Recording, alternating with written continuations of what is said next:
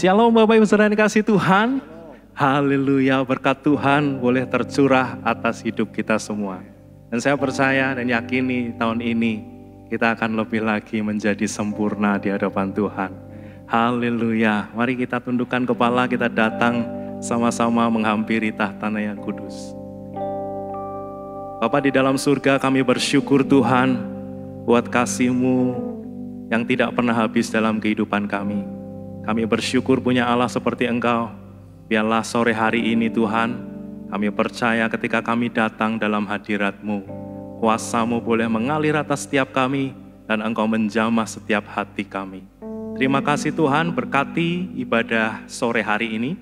Kami percaya kuasa-Mu mengalir atas setiap kami dan memberi kekuatan yang baru atas hidup kami.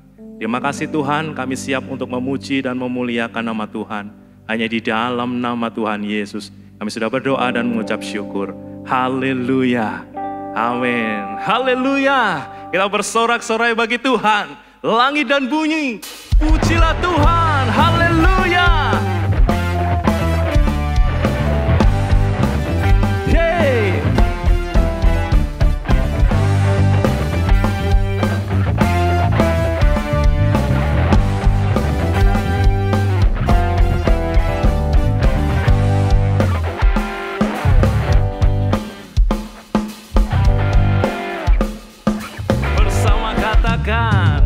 Langit dan bumi, pujilah Tuhan, sebab Dia ciptakan semuanya. Keagungannya mengatasi langit bumi, sembah sujud di hadapannya.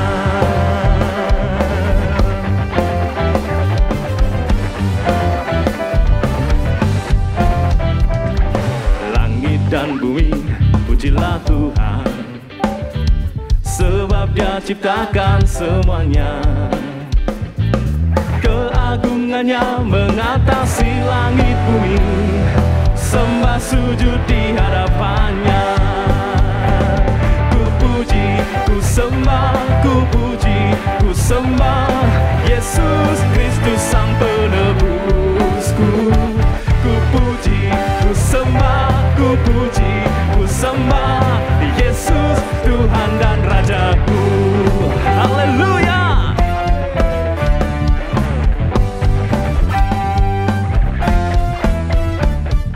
Langit dan bumi, pujilah Tuhan, sebab Dia ciptakan semuanya.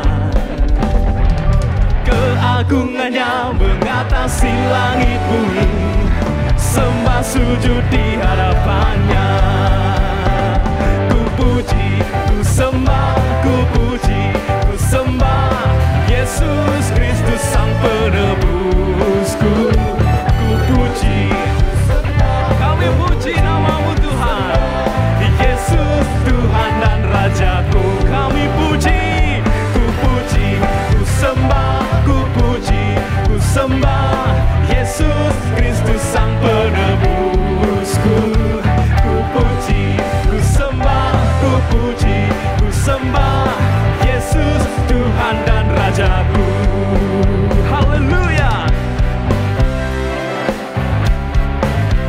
Kami percaya Tuhan, kuasa-Mu mengalir atas setiap kami dan setiap yang bernafas memuji nama-Mu. Haleluya, katakan bersama. Haleluya, amin. Haleluya, amin. Haleluya, amin. Haleluya, amin. Haleluya, haleluya, amin.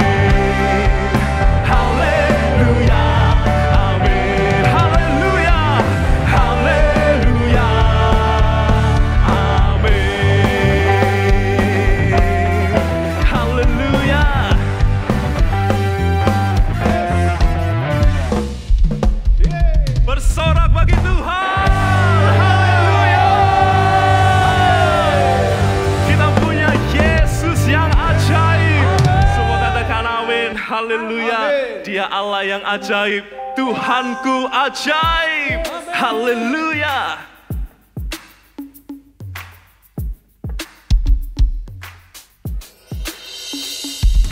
Yesus ajaib, Tuhanku ajaib, kasih-Nya ajaib bagiku. Yesus ajaib, Tuhanku ajaib, rahmat-Nya tetap selamanya. Tak berubah kasih-Nya, setiap hari bertambah indahnya. Sampai bumi berlalu dan habislah ragaku, Yesusku ajaib bagiku. Yesus ajaib, Tuhanku ajaib, kasih-Nya ajaib bagiku. Yesus ajaib, Tuhanku ajaib, rahmat-Nya kekal selamanya. Tak berubah kasih-Nya, setiap hari bertambah indahnya.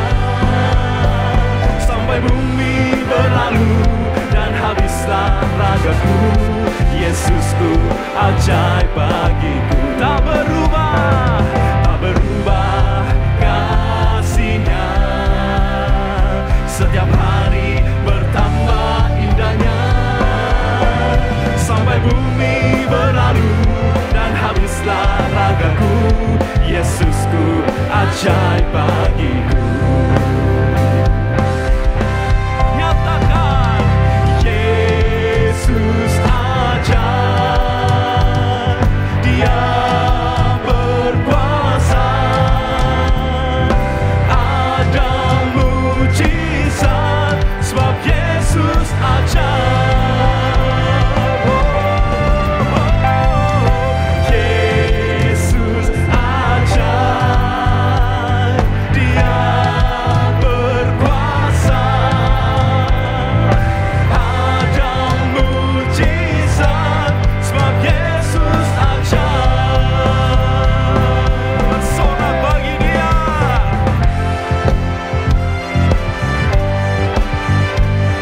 Haleluya. Sebab Dia Allah yang ajaib, Dia berkuasa. Bersama-sama katakan, Yesus ajaib, Dia berkuasa. Ada mujizat sebab Yesus ajaib. Tak berubah kasih-Nya, setiap hari bertambah indahnya. Sampai bumi berlalu dan habislah ragaku, Yesusku ajaib bagiku. Tak berubah kasih-Nya setiap hari. Haleluya. Hey. Sampai bumi berlalu dan habislah ragaku, Yesusku ajaib bagiku. Sampai bumi berlalu dan habislah ragaku, Yesusku ajaib bagiku. Yesus ajaib, Dia berkuasa. Ada mujizat, ada mujizat, ada mujizat sebab Yesus ajaib. Haleluya. Beri sorak-sorak bagi Tuhan kita. Haleluya. Kami percaya Engkau hadir di tengah-tengah kami. Dan tiba saatnya Tuhan, kami mau masuk tahta-Mu yang kudus lebih lagi Tuhan. Haleluya. Terima kasih Tuhan. Terima kasih. Kami bersyukur Tuhan. Haleluya. Terima kasih. Kini saatnya berdiri di altarnya, sebab Allah Maha Kudus hadir di sini. Haleluya. Mari memuji, angkat tangan menyembah, sebab Allah Maha Kudus hadir di sini. Kita masuk tata sucinya bersama para malaikat.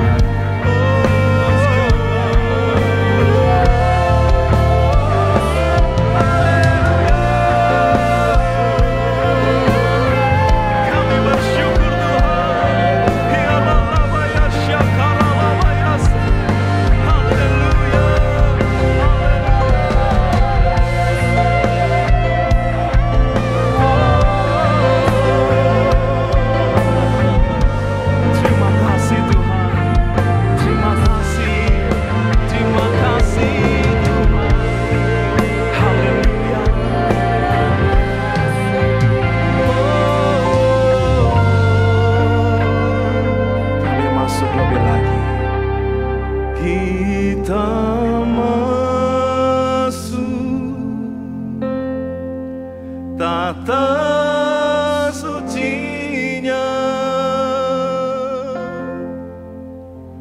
bersama para malaikat menyembah.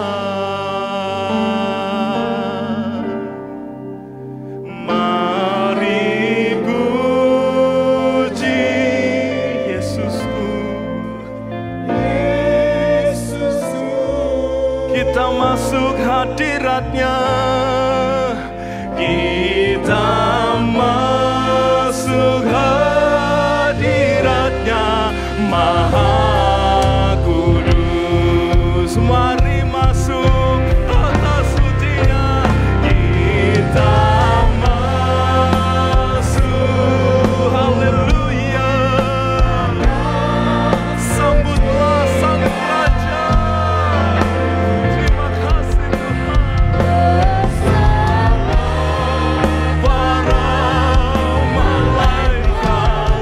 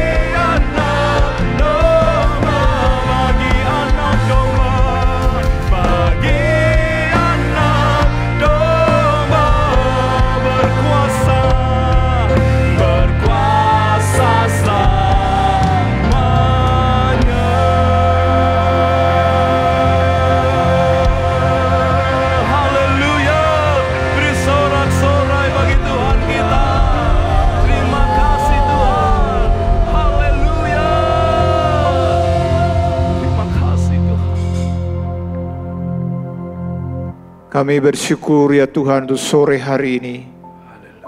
Kami kembali ada di dalam ibadah untuk memuji dan memuliakan Engkau. Biar ini terus menjadi cara hidup kami. Kami menjadi umat yang selalu memuliakan Tuhan. Bapa, tiba saatnya bagi kami untuk kami belajar di kebenaran firman-Mu. Kami mohon Roh Kudus, Engkau adalah guru kami yang agung. Ajar setiap kami Tuhan, biar Engkau hadir di dalam setiap ibadah kami, baik kami yang di gereja, di rumah atau dimanapun kami ikut ibadah secara online Tuhan. Urapan-Mu atas hamba-Mu yang Kau pakai untuk menjelaskan firman-Mu, biar firman-Mu adalah firman yang hidup, firman yang berkuasa yang terus merubah setiap hidup kami, sehingga kami menjadi umat yang terus bertumbuh, menjadi sempurna sesuai dengan rencana dan kehendak Tuhan. Terima kasih Bapa, kami siap untuk belajar dari firman-Mu. Di dalam nama Tuhan Yesus kami berdoa. Amin. Shalom. Kita masih belajar dalam Alkitab dari surat Efesus. Dan sore ini Bapak Ibu, saya beri judul khotbah saya, doa yang utama. Doa yang utama. Saya yakin kalau kita mendengar kata doa, setiap kita pasti paham. Karena kalau kita menjadi orang Kristen, maka salah satu hal yang pasti kita lakukan adalah berdoa. Hanya masalahnya adalah biasanya apa saja yang selalu kita doakan. Misalnya saja kita berdoa untuk mohon berkat. Kalau kita sakit, ada masalah, kita mendoakan untuk supaya kita sembuh, ada jalan keluar, kemenangan. Atau lain kali kita berdoa untuk hal yang berkaitan dengan persoalan orang-orang di sekitar kita, keluarga kita, teman kita. Kita mendoakan pekerjaan, kita mungkin juga mendoakan pelayanan. Begitu banyak hal yang kita bisa kerjakan waktu kita berdoa. Dan semuanya memang adalah hal yang perlu. Tapi Bapak Ibu, sore ini saya ingin memberitahu, sesuai dengan pelajaran kita di dalam kitab Efesus, ada hal yang sangat penting, yang mungkin justru seringkali kita lewatkan pada waktu kita berdoa. Kita melakukan begitu banyak hal waktu kita berdoa. Tapi untuk yang satu ini, yang nanti kita akan coba gali, pelajari. Justru hal yang paling penting atau mungkin salah satu yang terpenting. Tapi sekali lagi, kita sebagai anak Tuhan, kita sebagai jemaat, bahkan mungkin sebagai hamba Tuhan, seringkali mengabaikannya. Nah, kiranya melalui pembelajaran kita, sore ini kita mendapat pencerahan, pemahaman yang baru, sehingga kita menjadi orang yang lebih dalam kaitannya dengan doa kita. Namun sebelum kita masuk ke hal ini, kita kembali masuk dalam pelajaran yang sudah kita pelajari. Kita harus tahu, Bapak Ibu, saudara-saudara, bahwa yang lalu kita belajar tentang garansi keselamatan. Kita akan pasti dan punya keyakinan, jaminan bahwa kita selamat. Kalau kita ada di dalam dua hal, itu yang diajarkan dalam kitab Efesus. Yang pertama adalah kita di dalam Kristus. Di dalam Kristus itu adalah hal yang membuat kita terjamin keselamatan kita. Yang kedua, Tuhan juga memberikan yang namanya Roh Kudus sebagai materai, sebagai garansi, sebagai jaminan bahwa kita bisa selamat dan terus di dalam keselamatan yang benar. Yang lalu kita sudah belajar bahwa di dalam Kristus, apa saja yang kita raih atau kita peroleh, sehingga ini kita bisa katakan sebagai jaminan, sebagai garansi. Yang pertama, Bapak Ibu, ini semacam pengulangan untuk kita masuk kepada bagian yang baru. Hidup di dalam Kristus itu membuat kita mengalami penebusan dan pengampunan. Ini dasar dari keselamatan. Kita tidak mungkin selamat kalau kita tidak ditebus, tidak digantikan dosa-dosa kita, sehingga kita bisa memiliki hal yang kedua, yaitu identitas baru sebagai anak Tuhan, sebagai anak Allah. Status kita, hubungan kita dengan Tuhan menjadi baru, dan itu adalah hal yang luar biasa, sehingga salah satunya misalnya kalau kita berdoa, kita bisa berkata, Bapa kami yang di surga. Wah, luar biasa bukan? Dan kita harus tahu bahwa hidup di dalam Kristus, Tuhan arahkan kita mencapai tujuan. Seperti halnya dengan Kristus, kita harus sama dengan Dia, yaitu jadi kudus. Ini tujuan, menjadi sempurna, sesuai dengan tema khotbah tahun ini, yaitu menjadi sempurna atau sempurnalah, be perfect. Apakah ini sebuah hal yang berkelebihan? yang terlalu muluk-muluk, yang tidak mungkin terjadi. Tidak Bapak Ibu. Kuncinya apa? Di dalam Kristus. Pada waktu kita terus di dalam Kristus, Kristus yang mengerjakan di dalam hidup kita, sehingga setiap kita pasti akan mencapai tujuan Tuhan. Bukan dengan kekuatan kita, tapi dengan kekuatan Tuhan, kemampuan Tuhan, sehingga kita menjadi kudus dan tidak bercacat. Tapi bukan itu saja Bapak Ibu. Pada waktu kita hidup dalam Kristus, kita juga mendapatkan janji berkat rohani. Hal-hal rohani dalam hidup kita, damai sejahtera, sukacita, itu semua Tuhan berikan sebagai orang yang hidup di dalam Kristus. Dan yang berikutnya adalah kita menerima warisan kekal. Di dalam Efesus 1 ayat 11 dikatakan, Aku katakan di dalam Kristus, karena di dalam Dialah kami mendapat bagian yang dijanjikan. Kami yang dari semula ditentukan untuk menerima bagian itu sesuai dengan maksud Allah yang di dalam segala sesuatu bekerja menurut keputusan kehendak-Nya. Saudara perhatikan ayat ini mengatakan, aku katakan di dalam Kristus. Aku katakan di dalam Kristus. Begitu ditekankan di dalam Kristus. Karena apa dikatakan? Di dalam Dialah kami mendapat bagian yang dijanjikan. Dikatakan kami yang dari semula ditentukan untuk menerima bagian itu sesuai dengan maksud Allah. Warisan kekal. Bapak Ibu, hidup di dalam Kristus itu menjadi tidak ada artinya kalau kita hanya sebagai orang percaya mendapat hal-hal yang sifatnya sementara, kekinian, yang memang seringkali justru banyak orang, dan ironisnya termasuk orang Kristen, ini yang dikejar, berkat rohani, berkat jasmani, semua itu semua adalah hal yang saya katakan sebagai bonus, bukan hal utama.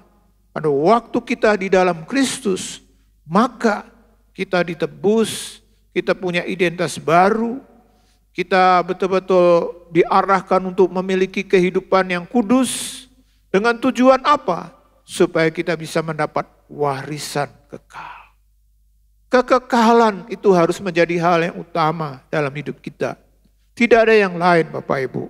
Makanya Tuhan Yesus tidak pernah menjanjikan yang lain.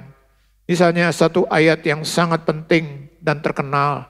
Yohanes 3 ayat 16. Dia berkata, karena begitu besar kasih Allah akan dunia ini, sehingga Dia mengaruniakan anak yang tunggal, supaya setiap orang yang percaya kepadanya tidak binasa, melainkan apa? Memperoleh hidup yang kekal. Hidup kekal ini adalah hal yang Tuhan janjikan. Yang lain itu menjadi sebuah pilihan atau semacam bonus. Kadang-kadang bukan berarti kita tidak diberkati Tuhan. Bukan berarti sebagai anak Tuhan, sebagai pekerja Tuhan, kita tidak diberi keberhasilan, tidak. Semua Tuhan sediakan. Tapi jangan sampai pada waktu hal-hal yang semacam itu tidak terjadi secara penuh dalam hidup kita, kita menjadi kecewa. Karena Tuhan memang menjanjikan kita, waktu kita di dalam Kristus, maka kita akan mendapat janji, yaitu kehidupan yang kekal. Bapak Ibu, di dalam Yakobus 2 ayat 5 dikatakan, Dengarkanlah, hai saudara-saudara yang kukasihi, bukankah Allah memilih orang-orang yang dianggap miskin oleh dunia ini untuk menjadi kaya dalam iman dan menjadi ahli waris kerajaan yang telah dijanjikannya kepada barang siapa yang mengasihi Dia? ya, kita adalah ahli waris kerajaan Allah. Makanya Tuhan ingatkan melalui surat Yakobus, dikatakan, dengarkanlah hai saudara-saudara yang kukasihi. Bukankah Allah memilih orang-orang yang dianggap miskin oleh dunia ini? Kita orang miskin, orang yang tidak punya, mungkin status kita yang tidak seperti yang lain. Seringkali kita tidak punya kebanggaan. Kita merasa sepertinya kita siapa. Bapak Ibu, kita harus ingat pada waktu kita di dalam Kristus, kita adalah orang-orang yang istimewa. Walaupun status dunia kita tidak seperti yang lain. Kenapa? Karena kita adalah ahli waris kerajaan Allah. Apakah ada yang lebih dari kerajaan Allah? Bahkan Tuhan Yesus berkata, kalau kamu mempunyai seluruh dunia, tapi jiwamu binasa, apa artinya? Beberapa waktu ini Bapak Ibu dikeluarkan daftar orang-orang yang paling kaya di dunia ini. Termasuk orang-orang terkaya di Indonesia yang memiliki ranking cukup bagus. Nomor 50, nomor berapa untuk level dunia. Wah, saya yakin itu sebuah hal yang luar biasa, ya kan?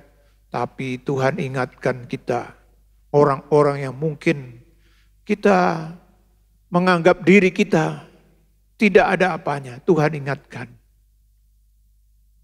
Dikatakan kamu meskipun dianggap miskin, dikatakan oleh dunia, tapi menjadi kaya dalam iman. Kita kaya pada waktu saudara dan saya di dalam Kristus, maka setiap kita adalah orang yang kaya di dalam iman. Dan dikatakan apa? Menjadi ahli waris kerajaannya. Biarlah ini hal yang sungguh kita patut syukuri. Oleh sebab itu Bapak Ibu, kita sebagai orang-orang percaya, kita harus apa? Harus merindukan surga. Dalam Ibrani 11 ayat 16 dikatakan, Tetapi sekarang mereka merindukan tanah air yang lebih baik, yaitu satu tanah air surgawi. Sebab itu Allah tidak malu disebut Allah mereka, karena Ia telah mempersiapkan sebuah kota bagi mereka. para tokoh-tokoh iman yang didaftar dalam Ibrani 11 bukanlah orang-orang yang miskin secara duniawi. Salah satunya Abraham. Dia orang yang sangat kaya. Kekayaannya begitu luar biasa sampai dia harus pisah dengan Lot misalnya. Kekayaannya luar biasa.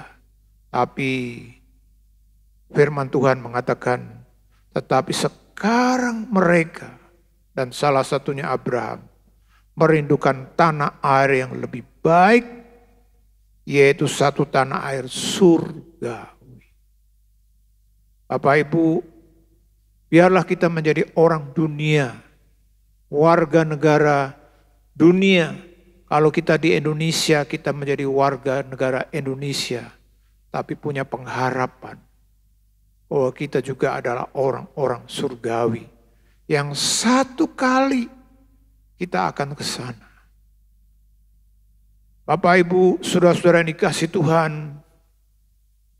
biarlah ini menjadi cara hidup kita sebagai orang-orang yang percaya, yang dikatakan di dalam Kristus. Sehingga orang yang di dalam Kristus pastilah orang yang selalu berorientasi kepada hal yang kekal. Okelah kita menjadi orang dunia yang memang harus bekerja, mencari uang dari hari ke hari. Tapi jangan sampai semua hal yang kita kerjakan di dunia ini atau selama di dunia ini membuat kita begitu terikat, terbelenggu dengan hal-hal yang sifatnya sementara. Sampai kita lupa jati diri kita yang sebenarnya di dalam Kristus. Itu adalah kita warga kerajaan surga.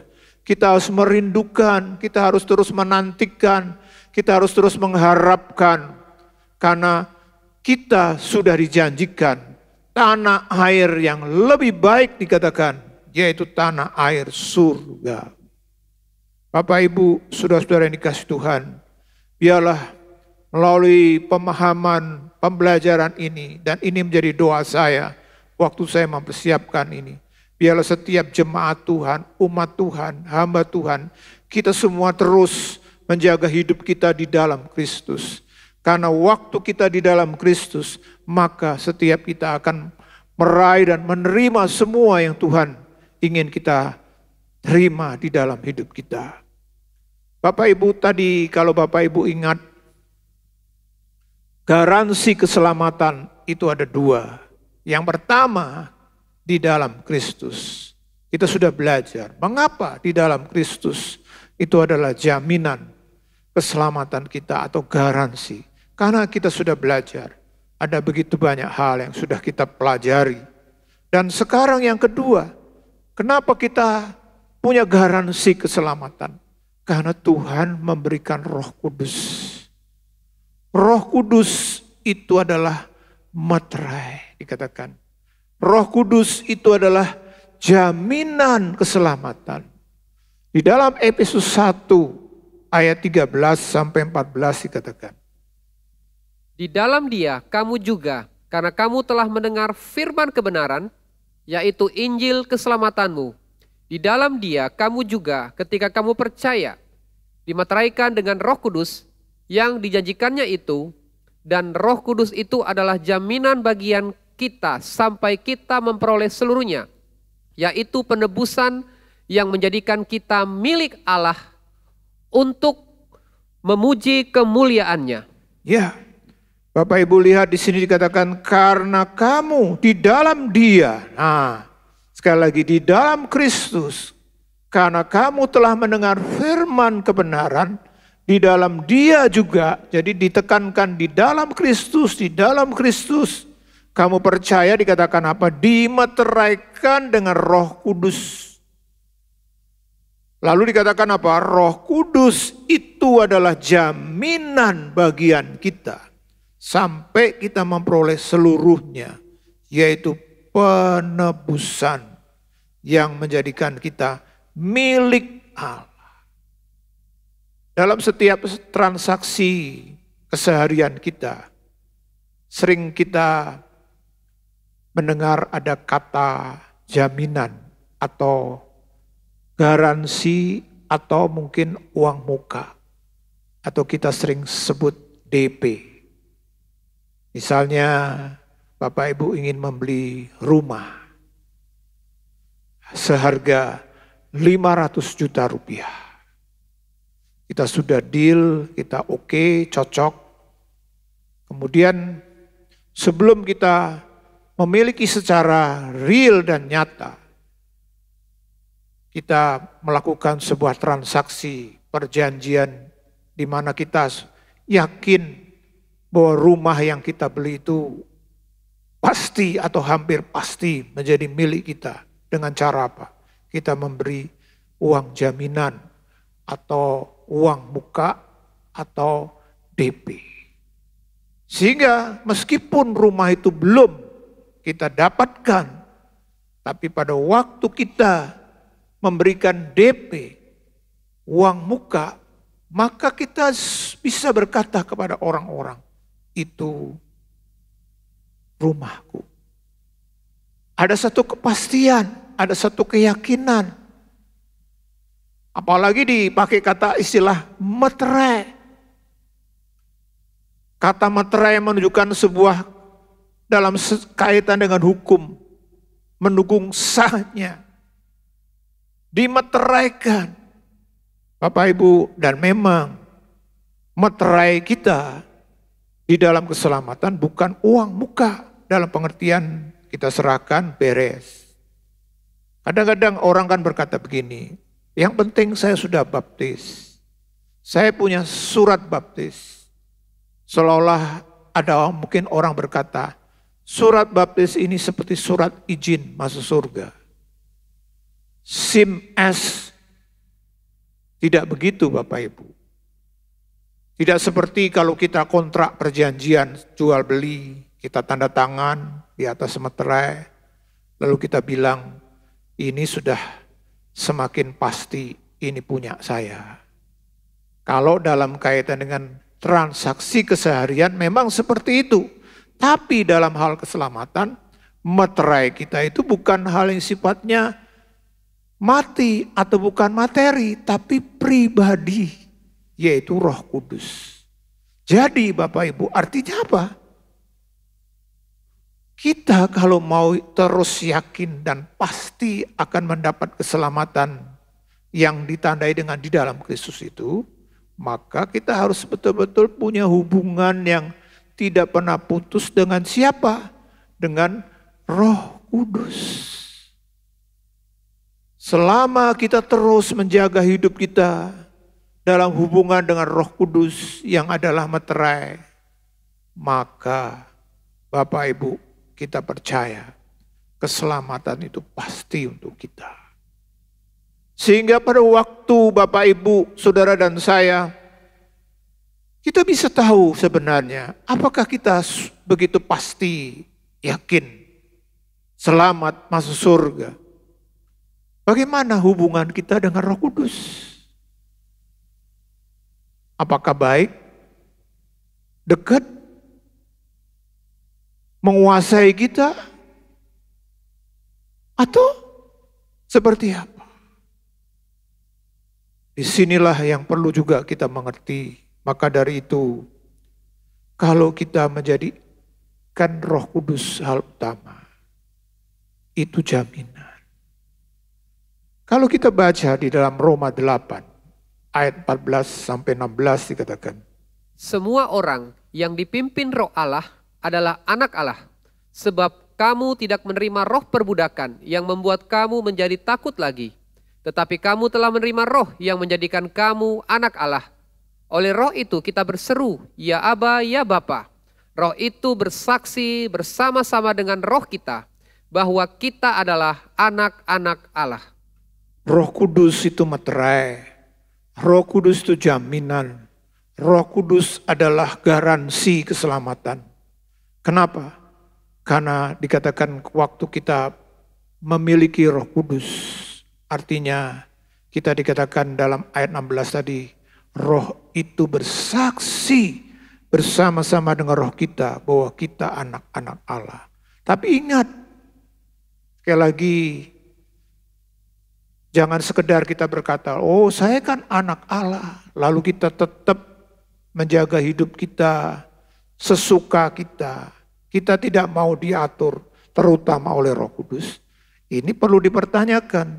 Makanya kan dalam ayat 14 dikatakan, semua orang dikatakan yang dipimpin Roh Allah adalah anak Allah. Ini perlu kita garis bawahi. Semua orang yang dipimpin Roh Allah, adalah anak Allah. Jadi ada kondisi-kondisi yang juga perlu kita jaga. Makanya Bapak Ibu, saudara-saudara dikasih Tuhan, setiap kita perlu terus-menerus apa? Dipimpin oleh Roh Allah. Nah, kalau kita tidak pernah dipimpin atau tidak mau dipimpin oleh Roh Allah, sekali lagi berarti kita perlu mempertanyakan diri kita masing-masing. Kadang-kadang ada jemaat menanyakan, Pak, apa benar saya itu kalau mati masuk surga? Saya tanya, kenapa Anda menanyakan hal seperti itu? Iya, kok sepertinya saya ada keraguan, ada kebingungan, lain kali ada kepastian. Bapak Ibu, jawabnya sederhana sekali. Semua orang yang dipimpin Roh Allah adalah anak Allah. Apakah kita betul-betul dipimpin Roh Allah atau roh yang lain? Paling tidak ada 3 roh yang bisa mengendalikan kita. Yang pertama adalah roh aku atau diri kita. Dan kalau itu terjadi, maka kecenderungan kita akan menjadi orang yang egois, maunya sendiri. Atau yang kedua, roh yang lain lagi, yaitu roh jahat, roh setan. Maka semua apa yang kita lakukan, kita pikirkan, semua mengarah kepada hal-hal yang seperti itu. Atau roh Allah. Mari Bapak Ibu, kalau kita dipimpin oleh Roh Allah, karena kita anak-anak Allah, maka apa? Maka kita akan mengutamakan ini.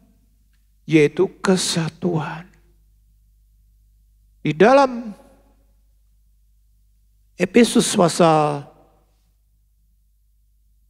2 ayat 18, coba tolong dibacakan. Karena oleh Dia, kita kedua pihak dalam satu roh, beroleh jalan masuk kepada Bapa. Kemudian pasal 4 ayat 3 dan 4. Dan berusahalah memelihara kesatuan roh oleh ikatan damai sejahtera, satu tubuh dan satu roh, sebagaimana kamu telah dipanggil kepada satu pengharapan yang terkandung dalam panggilanmu. Bapak Ibu, orang yang dipimpin oleh Roh Allah, dia akan pasti menunjukkan tanda kepemimpinan Roh Allah. Kenapa? Roh adalah roh kesatuan.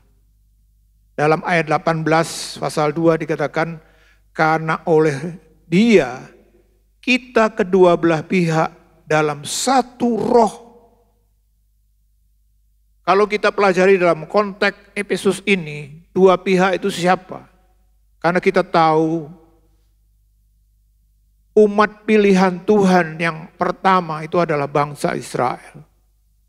Bangsa Israel adalah bangsa pilihan Tuhan. Selain bangsa Israel tidak ada yang namanya berkat, jaminan, keselamatan, beranugerah.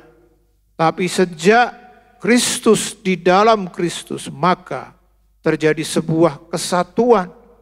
Bukan hanya orang Israel yang adalah umat pilihan Tuhan, tapi semua bangsa yang mau percaya dan hidup dalam Kristus. Ada kesatuan, dan ini adalah pekerjaan Roh Kudus. Sehingga Paulus berkata dalam pasal 4 Efesus ayat 3 dikatakan, dan berusahalah, apa dikatakan? Memelihara kesatuan roh oleh ikatan apa? Damai sejahtera. Ini diulang lagi dalam ayat 4 dikatakan satu tubuh dan satu roh. Maka dan itulah yang didoakan oleh Tuhan Yesus dalam Yohanes 17. Bapa, jadikan mereka satu seperti aku dan Bapa adalah satu. Kesatuan itu adalah tanda kalau Bapak Ibu sebagai anak Allah, kita dipimpin Roh Kudus. Tidak perlu jauh-jauh dan memikirkan hal yang besar. Dimulai dengan hal yang di lingkungan di mana kita ada. Keluarga, suami, istri. Apakah kita ada di dalam kesatuan roh? Keluarga kita, mungkin komunitas sel kita atau care sel kita, gereja. Faktanya tidak begitu mudah Bapak Ibu kita menemukan kesatuan roh. Ada begitu banyak konflik roh, ada begitu banyak perpecahan, ada begitu banyak perpisahan. Itu menunjukkan bahwa sebenarnya sebagian dari diri kita masih tidak dipimpin oleh Roh Kudus. Tidak sedang dipimpin oleh Roh Allah. Karena waktu Roh Allah memimpin kita sebagai anaknya, maka Dia ingin setiap kita membangun sebuah kesatuan. Ada begitu banyak ketidaksatuan terjadi dalam berbagai level kehidupan. Bahkan ke level kehidupan gereja pun, yang notabene adalah anak-anak Tuhan yang di dalam Kristus pun. Mengapa? Memang ada begitu banyak faktor terjadi. Tapi salah satunya pasti karena kita tidak mau dipimpin Roh Allah.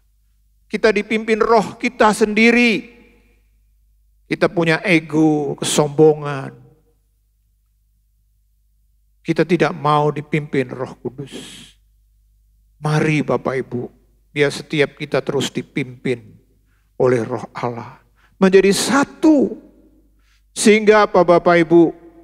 Kita menjadi tempat kediaman Allah. Dalam Efesus 2 ayat 21 dan 22 dikatakan, Di dalam Dia tumbuh seluruh bangunan, rapi tersusun, menjadi bait Allah yang kudus di dalam Tuhan. Di dalam Dia, kamu juga turut dibangunkan menjadi tempat kediaman Allah di dalam Roh. Ya, Tuhan begitu rindu Bapak Ibu setiap kita untuk menjadi tempat kediaman, dikatakan. Di dalam Dia tumbuh seluruh bangunan, rapi tersusun menjadi bait Allah yang kudus. Di dalam Kristus kita menjadi tempat kediaman Allah. Dikatakan supaya apa? Di dalam Tuhan lalu menjadi tempat kediaman Allah di dalam Roh. Memang kita tidak mungkin menjadi tempat kediaman Allah kalau tidak ada Roh Kudus di dalam kita. Maka mari kita sebagai orang Kristen, kita harus jaga hidup kita menjadi tempat kediaman Allah. Tuhan hadir, dan itu terjadi kalau ada kesatuan roh. Setiap anak-anaknya mau dipimpin taat dengan Roh Kudus, taat dengan firman-Nya, maka Allah akan hadir. Karena di dalam surat yang lain Rasul Paulus misalnya dalam 1 Korintus dikatakan kamu adalah bait Roh Kudus. Artinya kita adalah rumahnya Tuhan, rumahnya Roh Kudus. Baik itu secara pribadi demi pribadi maupun secara korporat sebagai jemaat. Bukankah ini hal yang sebenarnya yang paling penting? Maka Tuhan menginginkan setiap kita apa Bapak Ibu? Kita harus terus penuh Roh Kudus. Di dalam Kristus itu harus penuh Roh Kudus. Dalam Efesus 5 ayat 18 dikatakan, Dan janganlah kamu mabuk oleh anggur, karena anggur menimbulkan hawa nafsu, tetapi hendaklah kamu penuh dengan roh. Hendaklah kamu penuh dengan Roh Kudus. Saya pernah ditanya oleh seorang rekan hamba Tuhan. Dia berkata, kalau bicara soal karunia Roh Kudus, bicara soal pekerjaan Roh Kudus, dia bilang, kenapa rupanya gerejanya waktu itu belum begitu mendukung berkaitan dengan karya Roh Kudus. Hanya di Korintus Pak, dia bilang. Hanya di Korintus. Yang notabene dia bilang jemaatnya kacau. Punya problem begitu banyak. Justru disitulah karunia-karunia Roh Kudus nyata. Di Alkitab lain tidak ada. Si hamba Tuhan itu bilang kepada saya. Saya bilang kepada hamba Tuhan tersebut, Pak, menurut saya Bapak tidak akurat dalam hal melihat Alkitab kita, khususnya berkaitan dengan pekerjaan Roh Kudus.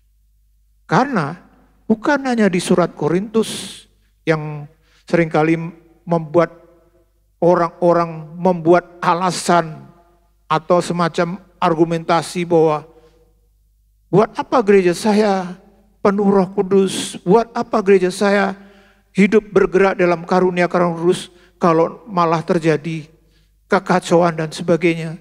Coba lihat di dalam jemaat Korintus itu. Kalau kita lihat, saya bilang sama si Bapak itu, Pak, Alkitab kita bukan hanya di dalam Korintus, Roh Kudus digali begitu banyak, tapi dalam Efesus. Salah satunya ini coba. Tuhan bilang dalam Efesus 5 ayat 18, hendaklah kamu penuh dengan Roh Kudus. Tadi kita juga sudah belajar dalam Efesus 2 tentang Roh Kudus, Efesus 4. Begitu banyak. Karena memang Roh Kudus itu materai. Roh Kudus itu adalah jaminan. Roh Kudus itu adalah garansi. Maka kita sebagai jemaat Tuhan, kalau kita mau terus di dalam Kristus, kuncinya apa? Penuh dengan Roh Kudus. Izinkan kita menjadi tempat kediaman Allah dengan benar. Banyak kali Roh Kudus mungkin ada dalam hidup kita, tapi hidup kita bukan rumahnya. Dia hanya numpang. Dia hanya anggap hidup kita seperti hotel. Hidup kita adalah hotelnya Roh Kudus. Artinya dia hanya numpang beberapa hari setelah itu pergi. Tidak diberi ruang sepenuhnya. Kita perlu menjadi orang Kristen yang seperti ini. Sehingga waktu kita terus penuh dengan Roh Kudus, kita pasti menjaga untuk apa? Tidak mendukakan Roh Kudus. Kitab Efesus 4 ayat 30 mengatakan, Dan janganlah kamu mendukakan Roh Kudus Allah yang telah memeteraikan kamu menjelang hari penyelamatan. ya, Efesus begitu banyak Bapak Ibu menjelaskan tentang peran, fungsi, karya, kedudukan Roh Kudus yang perlu kita pahami. Karena memang Efesus secara konsisten mengatakan Roh Kudus itu meterai, jaminan. Maka waktu kita mengupas kitab Efesus, kita menemukan begitu banyak hal yang berkaitan dengan Roh Kudus. Salah satunya ini, kita perlu jaga bagaimana setiap kita perlu dipimpin oleh Roh Kudus. Kita terus penuh Roh Kudus sehingga hidup kita menjadi tempat kediaman Roh. Kalau Roh Kudus diam di dalam kita, maka hal apa yang dia tidak sukai Bapak Ibu? Seperti dikatakan di sini, dikatakan janganlah kamu mendukakan Roh Kudus Allah yang telah memeteraikan kamu. Kalau kita baca ayat berikutnya dikatakan jauhkanlah segala kepahitan, kemarahan dan seterusnya sampai segala kejahatan. Kita sebagai anak-anak Tuhan yang terus hidup dipimpin Roh Kudus, penuh Roh Kudus, kita harus jaga. Yaitu apa? Jangan izinkan ketidakbenaran. Bahkan soal hati yang dikuasai oleh kemarahan, kepahitan, Tuhan bilang, itu menunjukkan kita mengecewakan Roh Kudus. Tapi kita bersyukur, Roh Kudus sebagai materai, Roh Kudus sebagai jaminan, sebagai garansi kita selamat, itu bukan hanya sekedar dia menuntut kita, ayo kamu taat, ayo kamu ini, kamu harus begini. Tidak, Roh Kudus juga mengerti kita adalah manusia yang lemah. Maka Roh Kudus menguatkan kita dengan cara apa Bapak Ibu? Kita perlu berdoa di dalam Roh Kudus. Efesus 6 ayat 18 dikatakan, Dalam segala doa dan permohonan, berdoalah setiap waktu di dalam roh, dan berjaga-jagalah di dalam doamu itu dengan permohonan yang tak putus-putusnya untuk segala orang kudus. ya, berdoalah setiap waktu di dalam roh. Doa kita adalah doa yang dikuasai, dipimpin Roh Kudus. Bahkan dalam Roma 8 dengan bahasa yang lain Rasul Paulus mengatakan kita adalah orang-orang yang tidak bisa berdoa. Kita adalah orang-orang yang lemah. Roh Kudus menolong kita. Maka Bapak Ibu kalau berdoa, izinkan Roh Kudus memimpin kita berdoa. Dengan bahasa baru yang dia berikan.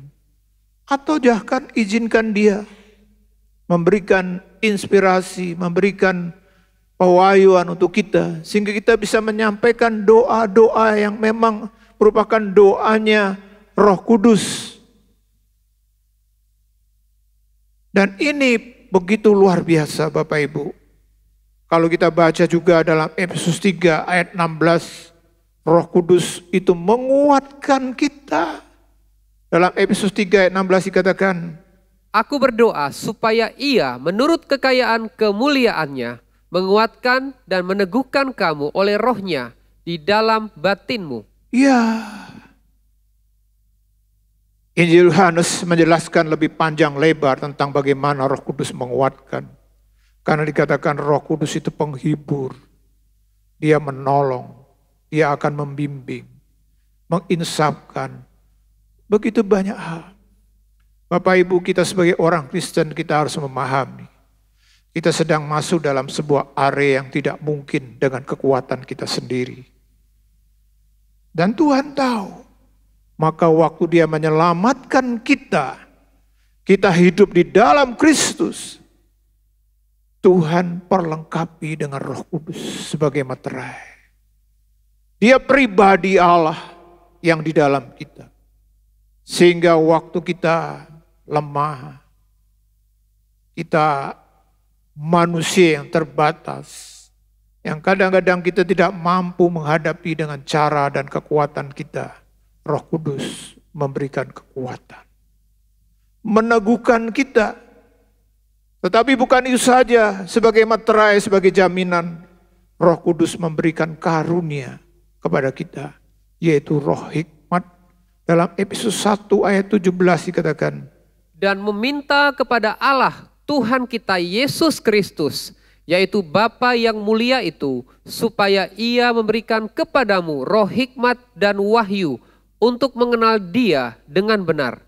Ya, Tuhan memberikan karunia sehingga kita bisa bertumbuh di dalam Dia. Dan bukan itu saja Bapak Ibu, sebagai materai, sebagai jaminan, kitab Efesus menjelaskan roh itu juga penting dalam peperangan rohani kita.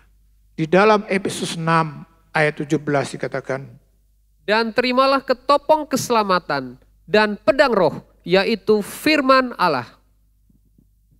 Pedang roh yaitu firman Allah. Firman Allah. Artinya apa? Firman Allah adalah pedang roh. Karena kalau kita hanya pakai Alkitab, ini ada hanya semacam tulisan. Tapi pada waktu Roh Kudus mengerjakan tulisan-tulisan yang ada Alkitab, itu adalah firman. Firman yang hidup, firman yang berkuasa, firman yang mampu untuk kita pakai mengalahkan setiap serangan. Maka begitu lengkap bukan dalam kitab Efesus menjelaskan bagaimana peran serta Roh Kudus dalam kaitan dengan fungsi sebagai materai. Dia bukan hanya memimpin, dia bukan hanya menguatkan, dia bukan hanya memenuhi kita, tapi juga dia memperlengkapi kita dengan kuasa firman. Pada waktu kita pakai Alkitab, perkataan firman dengan Roh Kudus, maka itu menjadi firman yang hidup, firman yang berkuasa.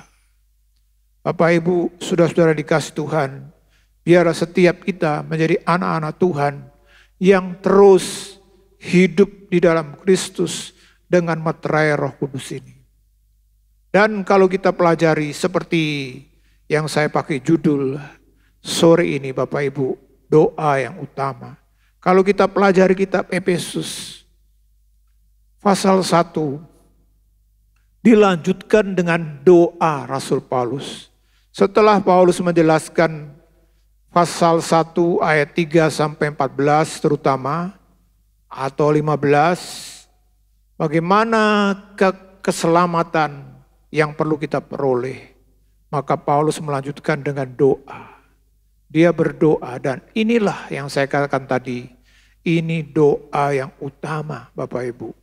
Dalam Efesus 1 ayat 16 sampai 17 dikatakan, aku pun tidak berhenti mengucap syukur karena kamu, dan aku selalu mengingat kamu dalam doaku dan meminta kepada Allah Tuhan kita Yesus Kristus, yaitu Bapa yang mulia itu, supaya Ia memberikan kepadamu roh hikmat dan wahyu untuk mengenal Dia dengan benar. Dalam pendahuluan saya tadi saya bilang semua kita berdoa. Sebagai orang Kristen tidak ada orang Kristen yang tidak tahu tentang doa. Apa saja kita doakan. Bahkan termasuk kita sebagai hamba Tuhan pun kita selalu berdoa. Hanya masalahnya adalah apakah kita pernah, saya katakan ini seringkali kita mungkin tidak pernah atau bahkan kita abaikan. Kita kalau sakit kita berdoa supaya sembuh. Kalau kita ada masalah, kita berdoa supaya apa? Supaya ada jalan keluar. Kalau apalagi kita mendoakan pekerjaan kita, pelayanan kita bersyafaat bahkan untuk misi, kita mendoakan pemerintah. Bapak Ibu, pernahkah kita berdoa seperti Paulus berdoa? Dia berkata, aku pun tidak berhenti mengucap syukur karena kamu. Dan aku selalu mengingat kamu di dalam doaku. Apa yang Paulus doakan untuk jemaat Efesus? Katakan, meminta kepada Tuhan kita, Yesus Kristus. Supaya apa? Supaya memberikan kepadamu roh hikmat dan wahyu. Saya tidak tahu. Waktu saya mempersiapkan surat Efesus ini, saya diingatkan kembali. Diri saya seringkali mengabaikan atau kurang sekali untuk minta. Bahkan untuk jemaat, sebagai hamba Tuhan, saya berdoa untuk jemaat, seringkali yang saya doakan, Tuhan berkati jemaat. Yang sakit sembuhkan, tolong ini, tolong itu, beri kekuatan. Bapak Ibu, melalui penggalian ini saya menemukan tentang hal yang penting, yang kalau kita belum pernah, kita harus lakukan.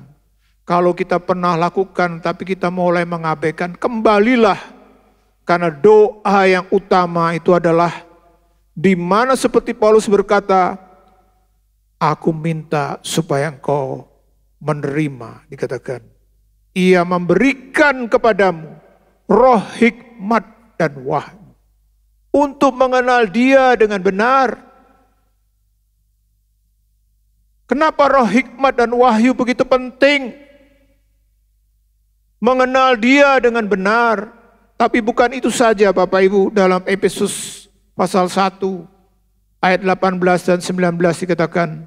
Dan supaya ia menjadikan mata hatimu terang, agar kamu mengerti pengharapan apakah yang terkandung dalam panggilannya, betapa kayanya kemuliaan bagian yang ditentukannya bagi orang-orang kudus, dan betapa hebat kuasanya bagi kita yang percaya sesuai dengan kekuatan kuasanya. Bapak Ibu, kenapa roh hikmat dan wahyu perlu kita minta? Baik kita sebagai hamba Tuhan, sebagai jemaat, supaya dikatakan kita mengenal dia dengan benar. Lalu apa? Supaya ia menjadikan mata hati kita terang. Sehingga kita mengerti apa yang menjadi panggilan Tuhan atas hidup kita. Kita mengerti kemuliaan, bahkan dalam ayat 19 dikatakan betapa hebat kuasanya. Di dalam doa kita, terutama kita harus minta juga roh hikmat dan wahyu. Selain kita berdoa yang lain. Mengapa Bapak Ibu? Kita akan lihat roh hikmat itu di dalam bahasa Yunaninya, hikmat itu Sophia. Kalau kita pelajari dalam Alkitab, kata Sophia yang berkaitan hikmat Tuhan, itu bukan sekedar pengetahuan intelektual. Kalau intelektual kita bisa pelajari dengan kita sekolah. Kita belajar dari buku-buku, tapi hikmat Allah yang membuat kita mengenal dia, yang membuat mata hati kita terang dan mengerti begitu banyak hal yang luar biasa. Itu bukan pengetahuan intelektual, tapi kemampuan untuk memahami dan menerapkan kebenaran Allah dalam kehidupan sehari-hari. Dan ini butuh kasih karunia dari Tuhan. Kita perlu minta. Sekarang ini kita sedang mengalami sebuah lompatan yang luar biasa. Karena ada yang namanya artificial intelligence atau yang disebut AI. Begitu banyak aplikasi-aplikasi dalam berbagai macam bidang. Kita bilang sekarang, bahkan ada seorang teman bilang, Pak, sekarang gak perlu sekolah kitab, gak perlu sekolah teologi. Yang penting punya program AI sudah cukup. Makanya sekarang sarjananya sarjana AI saja. Oke, untuk hal-hal yang sifatnya dunia mungkin itu sangat membantu. Tapi kalau hubungannya dengan Tuhan, kita butuh hikmat, roh hikmat. Bapak Ibu, saudara-saudara yang dikasih Tuhan, roh hikmat itu merujuk pada karya Roh Kudus yang memberikan pemahaman yang mendalam tentang kehendak dan rencana Allah. Ini adalah hikmat yang dari Tuhan, bukan hikmat duniawi. Seperti dikatakan dalam 1 Korintus 2 ayat 6. Dengan hikmat ini kita orang percaya bisa membuat keputusan yang sesuai dengan kehendak Allah dan hidup dalam kebenaran. Kita mungkin bisa dibantu dengan AI. Kita dibantu dengan macam-macam sekarang begitu banyak ya kan. Mesin-mesin pencari yang luar biasa. Tapi kalau hubungannya dengan Tuhan, hubungannya dengan Tuhan dan kehendaknya, kita butuh roh hikmat. Kita butuh Tuhan memberikan hikmatnya. Demikian juga kalau kita baca tadi dikatakan kita harus minta roh hikmat dan wahyu dikatakan. Roh wahyu apa? Wahyu dalam bahasa Yunani pakai apokalipsis yang berarti penyingkapan atau pembukaan. Ini merujuk kepada tindakan Allah yang menyatakan dirinya dan kebenarannya kepada manusia. Sesuatu yang disingkapkan tentang Allah. Bapak Ibu, Allah adalah pribadi yang tidak terbatas. Kita manusia yang terbatas. Kita hanya bisa tahu tentang Allah dan semua apa yang Dia ingin kerjakan atau apapun. Kalau Dia mau singkapkan. Alkitab kita ini Bapak Ibu adalah wahyunya Tuhan. Kita tahu tentang Tuhan sebatas yang disingkapkan di dalam Alkitab. Tapi kalau kita bicara tentang Allah, bukan hanya sekedar yang ada di Alkitab. Walaupun Alkitab ini sudah sangat cukup untuk kita memahami siapa Tuhan. Tapi Allah kita adalah Allah yang tidak terbatas. Dia akan menyingkapkan sesuai dengan rencana dan kehendaknya. Berdasarkan kasih karunia. Makanya pembukaan, penyingkapan ini adalah tindakan Allah yang menyatakan diri dan kebenarannya. Roh wahyu adalah karya Roh Kudus. Yang membuka pikiran dan hati orang percaya untuk memahami hal-hal rohani. Yang sebelumnya tersembunyi atau tidak dimengerti. Seperti dikatakan dalam kaitan dengan surat Korintus 2 ayat 10. Bapak Ibu, kita butuh roh hikmat. Kita butuh roh wahyu. Dan itu datangnya dari Tuhan. Bukan dari AI. Atau mungkin dari yang lain. Sehingga apa? Seperti dikatakan, kenapa Paulus berkata, aku minta kepada Allah Tuhan Yesus Kristus supaya Dia memberikan kepadamu roh hikmat dan wahyu. Supaya apa? Supaya engkau mengenal Dia dengan benar. Mata hatimu terang. Sehingga apa Bapak Ibu? Waktu kita bisa mengenal Dia dengan benar. Dan itu adalah pekerjaan Roh Kudus melalui karunia roh hikmat dan wahyu. Kita bisa punya hubungan yang lebih dalam. Melalui wahyu, roh wahyu ini yang Tuhan berikan. Kita sebagai jemaat, sebagai orang percaya. Dapat mengenal Tuhan secara pribadi. Memahami rencananya. Mengalami hubungan yang lebih dalam dengannya. Dan itu adalah penyingkapan yang Tuhan berikan kepada kita. Maka kita perlu minta dan doakan. Dan memang kalau kita belajar, kenapa Paulus dalam Efesus 1 ini memulai dengan soal keselamatan setelah itu berdoa. Karena memang dalam Efesus 1 ini, Paulus menjelaskan tentang berkat-berkat rohani yang diberikan Allah kepada orang percaya. Itu di dalam Efesus 1 ayat 3 sampai 14. Lalu doanya dalam ayat 17. Supaya apa? Supaya jemaat memahami dan betul-betul ngalami, karena ini butuh hikmat, butuh wahyu. Berkat secara penuh melalui hikmat dan wahyu diberikan Roh Kudus. Bapak Ibu yang dikasihi Tuhan, kita perlu minta supaya Roh Kudus memberikan roh hikmat dan wahyu. Kenapa Bapak Ibu? Tujuan dari roh hikmat dan wahyu seperti dikatakan mengenal Dia dengan benar. Mata hati kita menjadi terang, mengerti, memahami. Waktu kita punya roh hikmat dan wahyu, kita akan mengenal Allah dengan lebih baik. Membuka mata hati kita untuk melihat kemuliaan dan kasih Allah yang tidak terukur. Seperti yang juga ditulis dalam kitab Efesus pasal 3. Kasihnya yang dalam, tinggi, luas, yang betul-betul luar biasa. Kita butuh Tuhan menyingkapkan, memberikan pengertian kepada kita. Bukan hanya mengenal lebih baik, roh hikmat dan wahyu membuat kita apa? Membuat kita memahami rencana Allah. Membantu kita mengerti tujuan Allah dalam hidup kita. Dan bagaimana kita bisa berperan dalam rencananya. Bapak Ibu, kita harus tahu setiap kita pasti Tuhan punya panggilan. Pasti Tuhan punya rencana.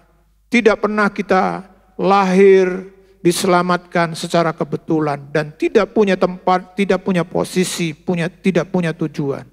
Maka yang perlu kita lakukan, Tuhan berikan saya roh hikmat, wahyu supaya aku mengerti saya ini harus seperti apa. Bapak Ibu, sehingga apa? Sehingga hidup kita bisa memuliakan Tuhan.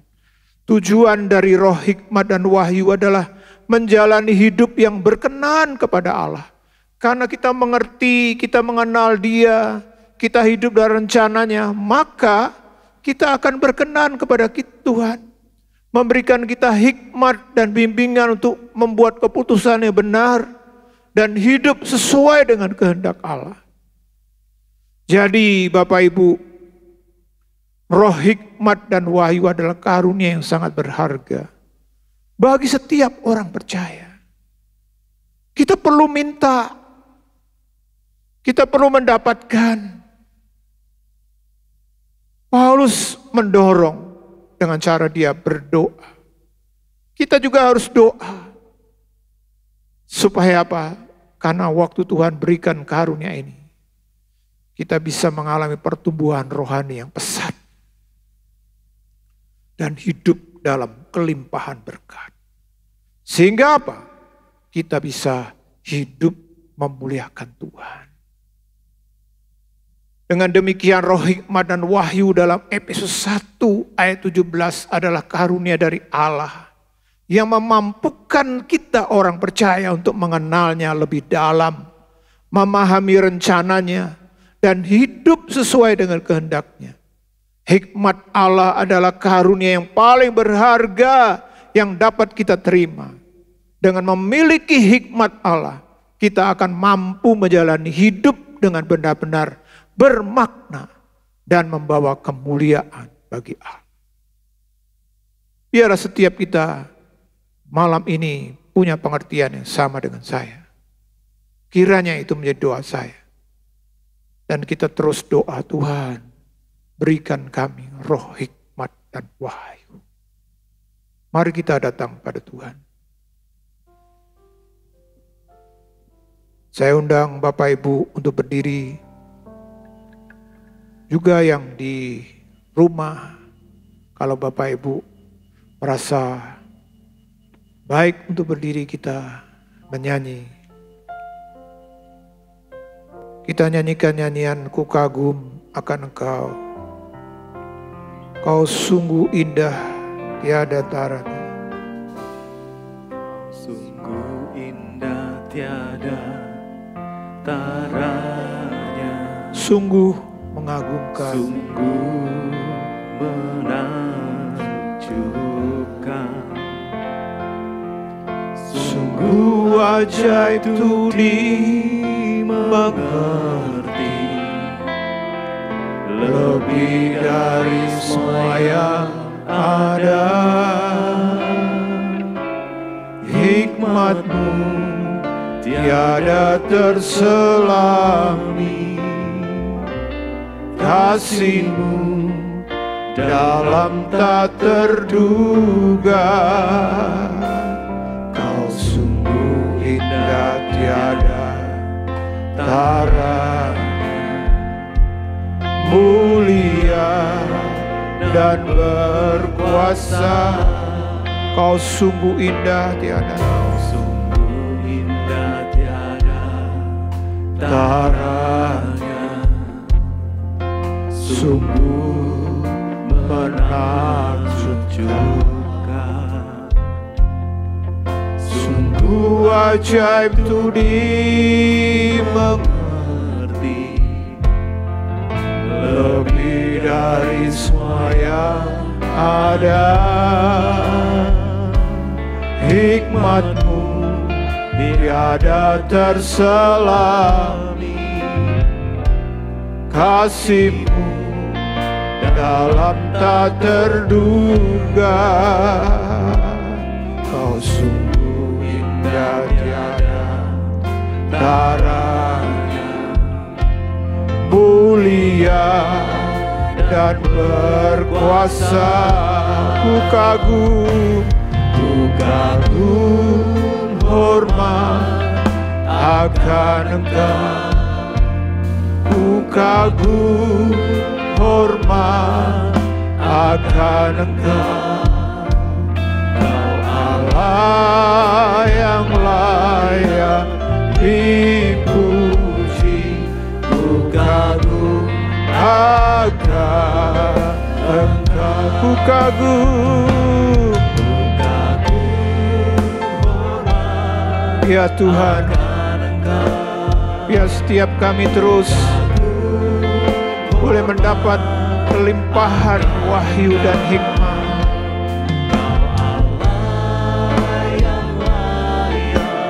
Dipuji, ku kagum akan Engkau.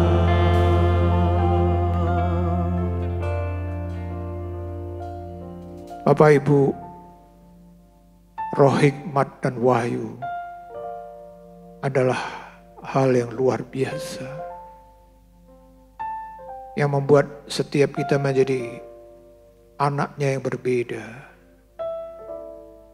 Dan inilah yang didoakan Paulus. Paulus tidak mendoakan yang lain untuk jemaat Efesus. Dia mendoakan biarlah jemaat Efesus menerima roh hikmat dan wahyu. Kita perlu setiap kita supaya kita mengalami terobosan-terobosan dalam hubungan kita dengan Tuhan. Kita adalah manusia yang terbatas. Ada begitu banyak hal, bahkan sangat amat banyak sekali tentang Tuhan. Kita butuh roh hikmat dan wahyunya. Biar ini juga menjadi doa kita kepada Tuhan. Biar jemaat Tuhan juga minta. Kita para hamba-hamba Tuhan terus meminta. Supaya kita makin mengenal Dia. Makin berkenan kepada Dia. Dan hidup memuliakan Tuhan. Bapa kami di dalam surga. Tolong kami Tuhan. Seperti halnya Paulus hamba-Mu yang sudah berdoa. Biar kami juga terus belajar. Selain minta banyak hal. Biar kami meminta yang satu ini Tuhan. Terjadi dalam hidup kami. Terjadi dalam hidup jemaat-Mu. Yaitu berikan kepada kami roh hikmat dan wahyu. Supaya kami mengenal Engkau dengan lebih Tuhan. Mata hati kami terang mengerti rahasia panggilan-Mu yang luar biasa itu Tuhan. Berikan Tuhan. Terima kasih Bapa, terima kasih. Engkau berkati kami semua jemaat Tuhan yang sudah belajar dan mendengar firman-Mu. Terima kasih Bapa. Dan sekarang kita angkat tangan untuk menerima berkat-Nya. Saudara-saudaraku yang dikasihi Tuhan, sekarang terimalah berkat di dalam kasih karunia Tuhan Yesus Kristus, kasih Allah Bapa, dan dengan persekutuan Roh Kudus, biarlah menyertai kita semua mulai malam hari ini, bahkan sampai Maranatha, Tuhan Yesus datang kedua kali menjemput kita semua. Haleluya. Amin. Isilah hidup kita dengan menyenangkan hati Tuhan. Sungguh anugerah Tuhan kalau kita masih boleh hidup. Menjadi bijaksana adalah awal dari takut akan Tuhan. Gunakan waktu. Mari kita takut akan Tuhan. Bergabunglah dengan Pendeta Timotius Subekti dalam program Suara Alfa Omega. Hanya di Live Channel. Penyaluran kolekte maupun persembahan lainnya dapat dilakukan melalui transfer ke nomor rekening gereja dengan nomor 009 707 2071 atas nama Megawati dan Lee Irwande atau dengan scan QR Code berikut ini. Bagi jemaat Tuhan yang rindu mendapatkan informasi seputar kegiatan gereja, renungan harian, dan lain-lain melalui WhatsApp gereja, Anda dapat mendaftar dengan cara ketik BC spasi on dan mengirimkan ke WA gereja dengan nomor 0815 7802 2000.